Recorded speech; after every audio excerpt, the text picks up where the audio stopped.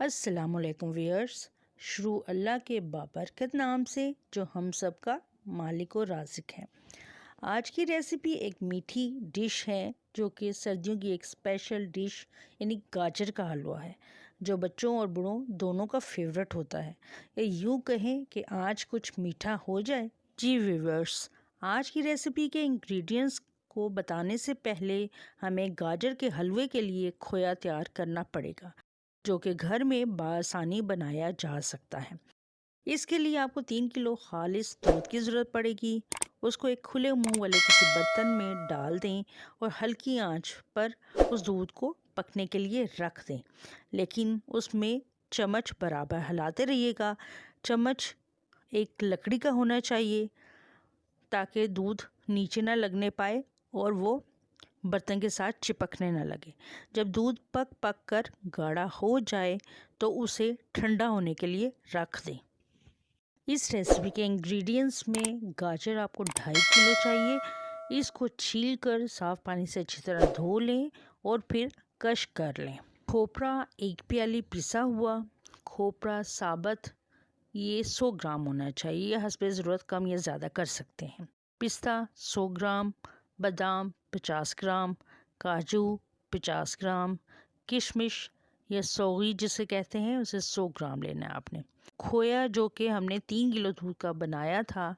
चीनी 1.25 कप या हस्बे जायका, कम या ज़्यादा कर सकते हैं। देसी घी या फिर आप ऑयल भी डाल सकते हैं इसमें, 1 कप या 1 कप से ज़्यादा भी डाल सकते हैं। सबसे पहले एक कढ़ाई ले लें और उसमें कश की हुई गाजरें डाल दें और चूल्हे का जो फ्लेम है उसको हाई कर दें ताकि गाजर का पानी खुश्क हो जाए और चम्मच उसमें हिलाते रहिए। थोड़ी आंच जब लग जाए उसको तो फिर उसमें 1.25 कप आप चीनी शामिल कर दें और फ्लेम को हाई ही रहने दें और उसको उसमें पकता रहने दें और ढक्कन दे दें। इससे गाजर और चीनी का पानी निकल आएगा। अब तेज़ आंच पर इस पानी को अच्छी तरह खुश्क होने दें और चम्मच को बराबर हिलाते रहें ताकि गाजरें नीचे लगने ना पाए। पानी अब इसमें खुश्क हो रहा है और गाजर को मुसलसल हिलाते रहें। जी व्यूअर्स, जब पानी खुश्क होने लगे तो उसमें कटा हुआ खोपरा पानी से अच्छी तरह धोकर डाल दें और किशमिश भी पानी से धोकर, क्योंकि इसमें मिट्टी वगैरह लगी होगी तो वो पानी से धुल जाए, और इसको चम्मच के साथ मिक्स कर दें। कटा हुआ खोपरा जब थोड़ा नरम हो जाए तो उसमें पिसा हुआ खोपरा भी डाल दें और थोड़ा पिस्ता भी डाल दें, लेकिन कुछ पिस्ता आपने गार्निश के लिए बचा लेना है और चम्मच के साथ उनको मिक्स कर दें। अब पानी अच्छी तरह खुश्क हो चुका है। अब इसमें अगर आपके पास देसी घी अवेलेबल है तो वो डाल दें, अगर नहीं है तो आप कुकिंग ऑयल भी यूज़ कर सकते हैं। तकरीबन 1 कप इसमें आपने ऑयल डाल लेना है। अब इन गाजरों को अच्छी तरह से इस ऑयल में भूनना शुरू कर दें। अगर आपको ऑयल कम लगे तो आप इसमें और भी डाल सकते। जब गाजरें ऑयल छोड़ने लग जाएं तो इसमें जो खोया हमने तैयार किया है वो इसमें चम्मच की मदद से शामिल कर दें। अब इस खोए को गाजरों में अच्छी तरह से आप मिक्स कर दें।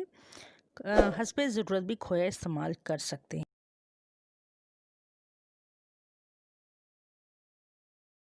खोया अच्छी तरह मिक्स करने के बाद उसमें आपने कटे हुए बादाम और काजू और बाकी बचा हुआ पिस्ता भी शामिल कर देना है। मैंने बादाम के छिलके नहीं उतारे। अगर आप उतारना चाहते हैं तो इसको कुछ देर गर्म पानी में भिगो दें और तकरीबन 5 से 8 मिनट के बाद उसका छिलका आसानी से उतर सकता है। अब गाजर हलवे पर ढक्कन देकर 5 मिनट के लिए दम पर रख दें। जी व्यूवर्स, 5 मिनट हो चुके हैं।